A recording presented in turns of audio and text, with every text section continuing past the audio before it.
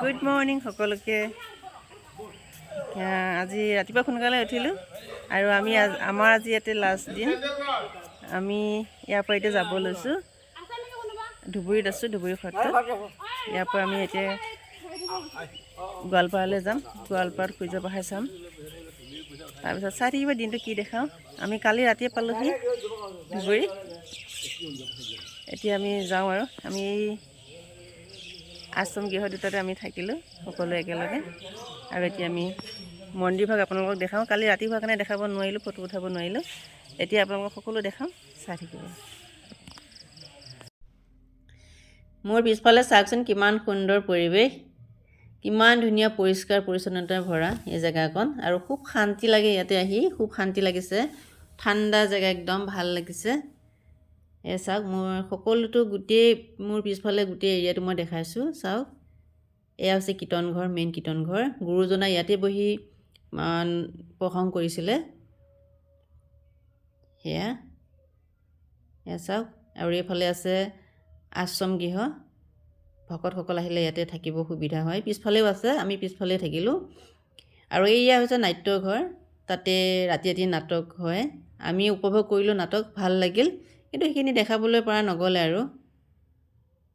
আৰু এই ঘৰটোৰ ভিতৰত এখন ডাঙৰ ৰথ আছে। ইয়াতে ৰথযাত্ৰা হয়। শংকৰ উৎসৱত বহুত ডাঙৰকৈ ৰথযাত্ৰা হয় ইয়াতে। আহকচোন আমি ওচৰৰ পৰা চাওঁ ৰথখন কিমান ডাঙৰ।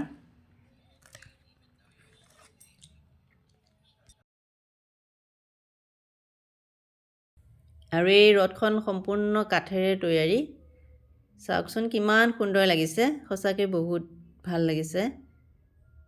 ইয়াত চাওক, যেতিয়া ৰথযাত্ৰা হয় ইয়াতে শংকৰ উৎসৱত বহুত ভিৰ হয়। আহিব তেতিয়া পাৰিলে আপোনালোকে, ভাল লাগিব। আৰু ইয়াৰ পৰিৱেশটো চাওক। আৰু আমি ক'ত আছোঁ আপোনালোকে গম পায়নে? আমি আছোঁ আমাৰ অসম সীমান্ত ধুবুৰী, বাংলাদেশৰ বাংলাদেশ সীমাৰ একদম আমি কাষত। ইয়াৰ গেটৰ পৰা বাংলাদেশ সীমালৈ প্ৰায় 100-150 মিটাৰমান হ'ব। আমাৰ সত্ৰৰ পৰা বাংলাদেশ বৰ্ডাৰলৈ তেনেই দেখাই পায়, খুব কাষতে আছে। এই সত্ৰখনৰ নাম হৈছে শ্ৰী শ্ৰী ধাম ৰামৰায়কুটি সত্ৰ। ইয়াক সত্ৰশালা বুলিও কয়। আৰু এই সত্ৰখন 400 বছৰ আগতে আমাৰ গুৰুজনাই ইয়াতে সকলো জাতি এক কৰি ইয়াতে স্থাপন কৰি থৈ গৈছে। আৰু এই সত্ৰখনত বহুতো ইতিহাস আছে। গুৰুজনাৰ ভাতৃ শ্ৰী শ্ৰী ৰামৰায় আতাৰ এই সত্ৰখন তেওঁ স্থাপন কৰিছিলে। ইয়াতে আমাৰ গুৰুজনাই জিৰণি লৈছিলে। আৰু তেতিয়াৰ ৰজা, কোচ ৰাজবংশৰ ৰজা